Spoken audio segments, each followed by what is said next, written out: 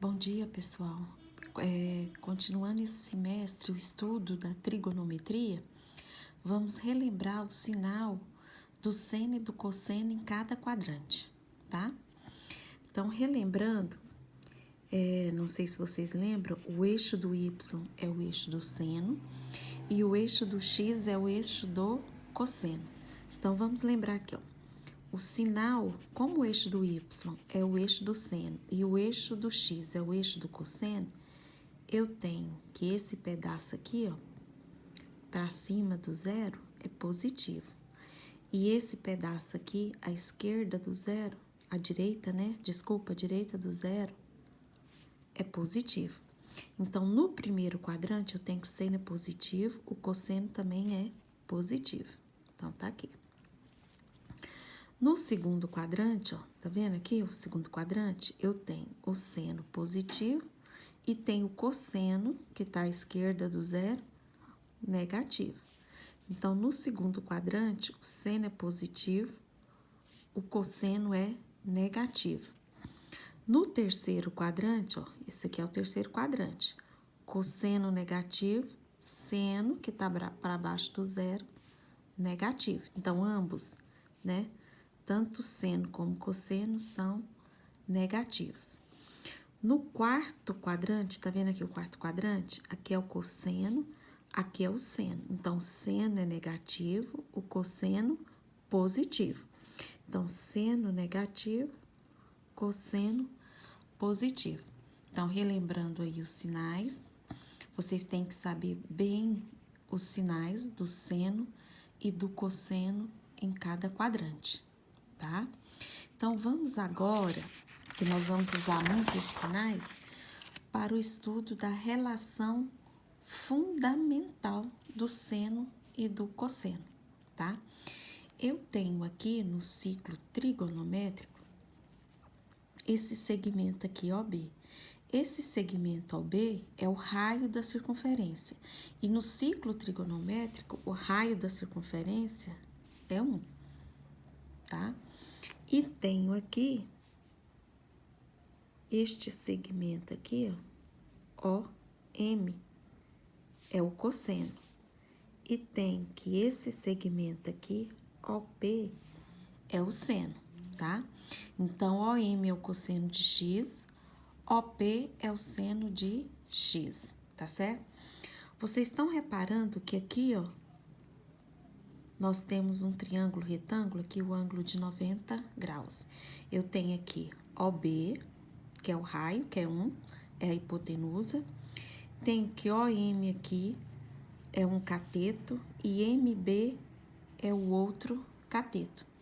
Então, aqui eu posso aplicar o teorema de Pitágoras e achar essa relação fundamental do seno e do cosseno. Então, vamos fazer isso?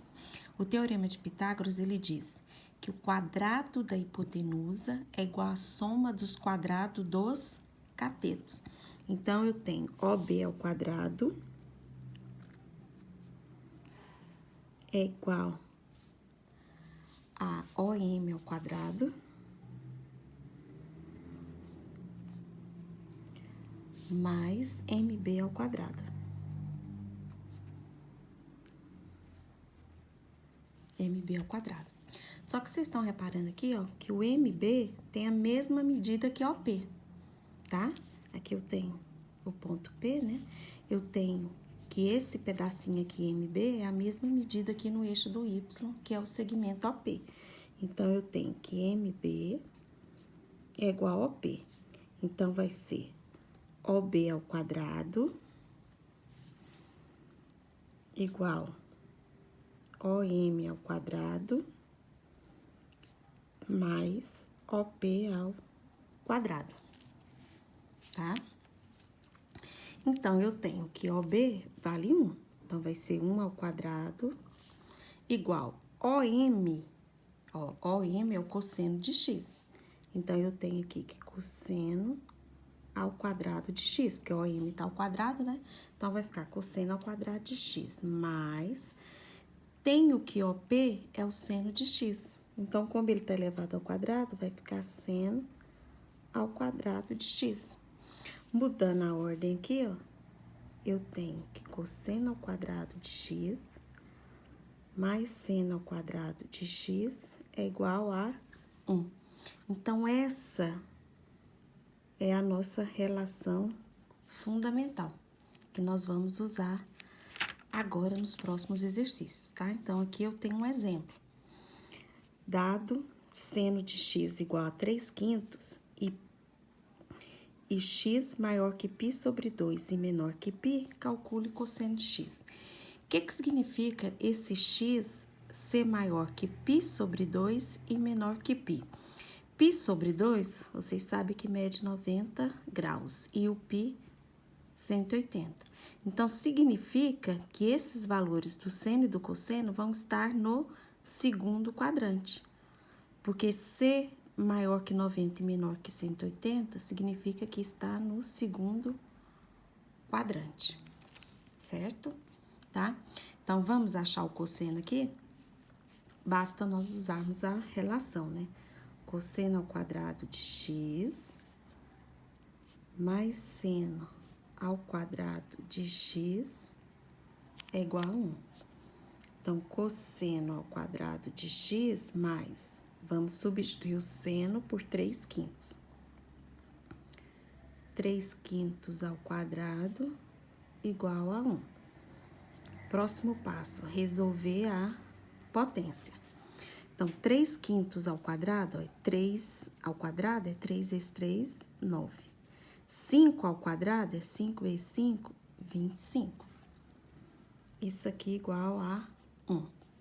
Então, eu tenho cosseno ao quadrado de x igual a 1.